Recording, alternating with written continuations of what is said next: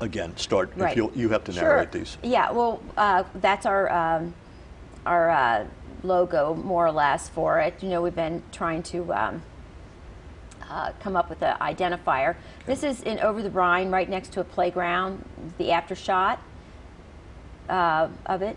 Boom. Completely different. It almost looks Photoshopped, yeah, but still it's doesn't the it? same building. Excuse me for saying so. Let's just hold it for a minute.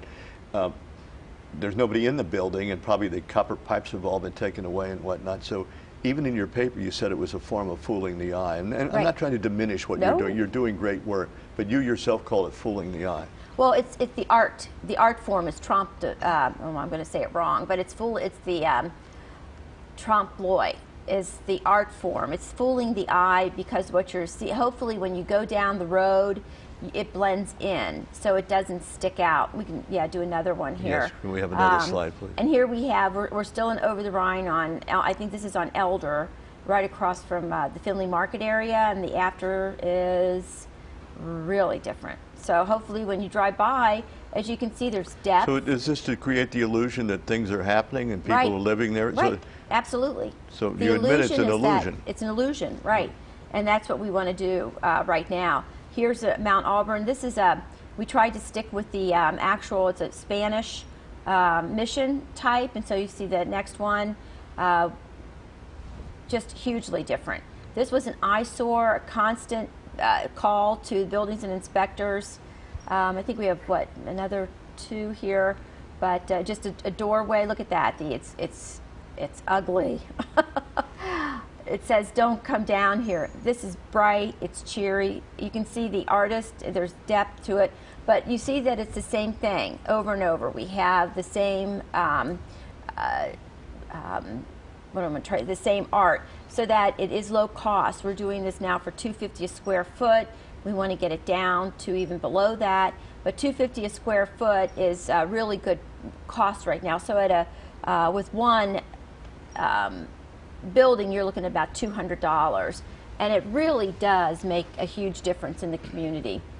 All right. We're trying to do whole streets. How is this painting over these, and again, fooling the eye, your phrase, not mine, how will that cause people then to want to rehabilitate those buildings and move back in and have people live there? Or is your goal just simply to declare it a more attractive no man's land?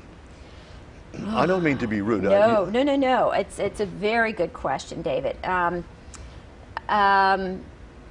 Obviously, our goal is when you look at this, it's economic development. You know, it's purely economic development. It's about showing what the area could be, and showing that people are down there and that do care. On many of these corners in these areas, we still have drug dealing going on, and we need to get them gone. So we are working hard on changing the environment so that these drug dealers get pushed away, and that the good people can come back and open up shop and start the businesses that you're talking about. We need walkable communities.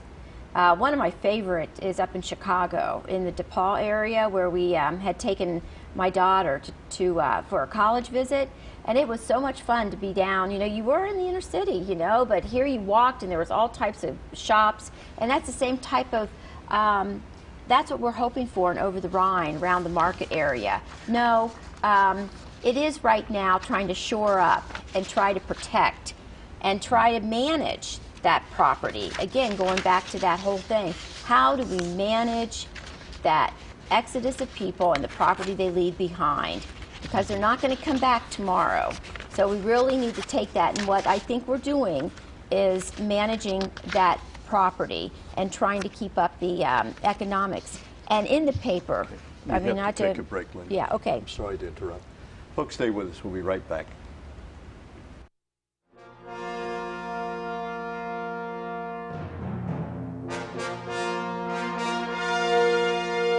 The views expressed on Make Peace with Nature are those of the participants and not necessarily those of this station or the program's underwriters.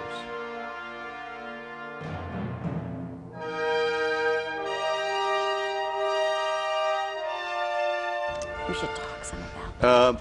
Folks, we have, for the first time in the long history of this program, a studio audience, a very distinguished group of young people and their parents, and a distinguished representative of the Isaac Walton League, Cincinnati, Ohio chapter, Mr. Steve Feller.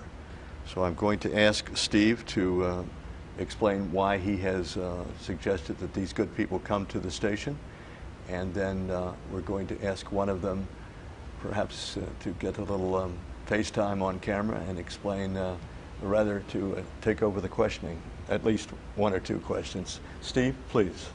Thank you, David. Brought a group of people here, young adults, a group called the Green Explorers. Green Explorers is a first group of its kind in the United States.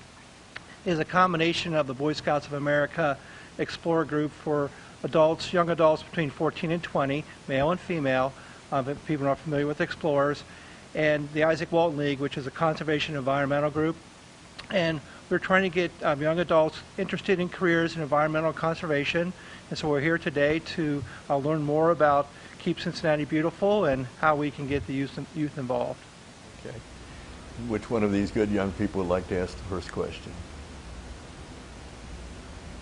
Okay, and would you introduce this? Go ahead, sir. Step up to the Max microphone. from Moeller High School. Yes, ma'am. Yes, sir. Go ahead. Yes, stand behind the podium, please. And again, would you repeat your name and where you're from for the audience? My name is Max Wood. I'm from Moeller High School. And the question I'd like to ask is, do you think there's anything you could do environmentally wise involving the buildings, like maybe doing some of that urban farming? Do you think that could attract people back over time, or even just add a little bit more livelihood to it? Not just make it, as you said, you're trying to use the paint over it to make it look more friendly, but adding farming could also get something out of it at the same time. Do you plan on doing something involving that? Right. We are going to be doing a vacant lot program, and we'll be talking about that in next week's show a little bit. But just we work with the Civic Garden Center, with the Findlay Market Corporation, and right now they are doing programs on urban gardening where they are planting plots with children's groups, with community groups, and then they're actually trying to sell some of the produce at Findlay Market. So that's a really great program. Our program's going to be more where we're trying to take care of the vacant lots just by greening and cleaning them and keeping them maintained. That will be our role. But absolutely, that whole this whole concept of Future Blooms is to bring people back, but also to improve that economic viability of the area. And studies have shown that where you plant these trees, you plant a tree by a home, and the home's property increases by the value of it increases 10%. Where you green these vacant lots, the property value can go up 20 to 30%. That's huge. If it's left alone and you have weeds and debris and bricks and in abandoned buildings, the property value around that community can go down by as much as 20%. And that is long-term effect. Foreclosures can affect property values for up to 5 years. So by taking and managing those properties in a responsible way, you can keep the value of those properties up. And by doing that, people then will come back and buy in the city. Because when you have buildings that are abandoned, people that want to invest where they know they're going to be able to get their money back at some point. So that's a real important part of this. So yes, to answer your question, by doing this, we're trying to increase the likelihood of people coming back and purchasing. Thank you very much for the question, and we'll hear from one of your colleagues next week, another one of the studio guests. So I think his question was excellent. It was excellent, yeah. Do you think that he'll be applying for this job? Maybe he will someday. Hey, you know, Maybe your job or mine. You know, he's an energetic, he's a strong young man. He could fulfill both jobs. Yeah, probably.